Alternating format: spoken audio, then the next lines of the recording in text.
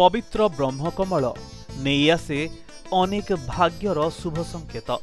बदलिब भाग्य, आसिब सुख। कहीं घरे फुटी दिव्य ब्रह्मकमल फूल।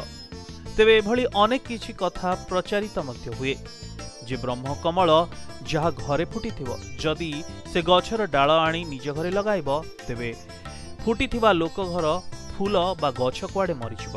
हेले अन्यपटे जहा हेउना काहींकी जहा घरे किंतु ब्रह्मकमल फुटे तार दुख चली जाए, सुख समृद्धि फेरी आसे।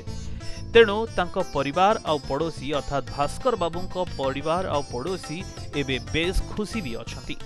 ब्रह्मकमल गछ विषय हम शुणी बहुत वीडियो रे मोबाइल देखीछु किंतु रियल रे देखि नथल। फूल फुटिवाटा कढ़टा देखिले 3 दिन हेलानी। फूल फुटिवा को अपेक्षा करथिलु। शाशुर जाइथिल आसला पर देखिली कढ़टा टिके बड़ होइछि जो आकार देखिल। तारे पारादीप विश्वकर्मा देखिक आसी देखिला बेलू फूलटा फुटी जाइछि। देखि बहुत खुशी लागला। तापरे भाई की खबर देलु जे फूलटा फुटिछि। तार भाई को फोन कली, हजबैंड को कहली फोन करिया। फोन कली, भाई टे बिजी थिले बोधे उठेलेन। तापरे भाउजों को कहली, भाउज आसी देखि खुशी हेले। तार पूजा अर्चना विधि मुताबिक जेमति करा जाय सेमति कराला।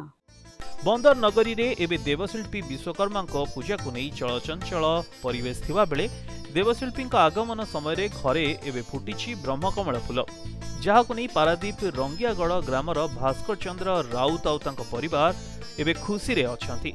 एई फूल देखिबा पई लोकंक भीड़ भी देखिबा को मिलिछि। गत किछि दिन तळे गछरे कढ़ होइथिबा परिवार देखथिले, किंतु काली राति रे विश्वकर्मा पूजारू फेरी देखंती तो घरे फूल फुटिछि। परिवार पक्षरु गछ मूलरे धूप दीप दी पूजा अर्चना करा जायछि।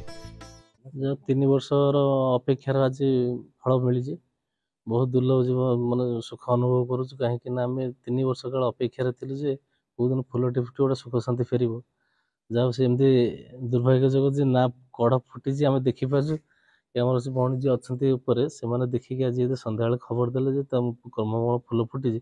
आम परिवार लोक गाँव में बहुत लोग आज बहुत खुशी पूजा विधि करी समस्ते खुशी मन पड़ी ये समझे आसी खुशी मन जाइछन। तेबे कथा प्रचारित हेबा परे आखपाख अंचल लोक एई फूल को देखिबा को भीड़ लगाइथे। तेबे फूल को आज सकाळ ब्रह्म मुहूर्त रे रंगियागढ़ स्थित जगन्नाथ मंदिर रे महाप्रभु श्री जगन्नाथ को अर्पण करा जायछि। पारादीप प्रशांत राउत रिपोर्ट, प्रदीप टीवी।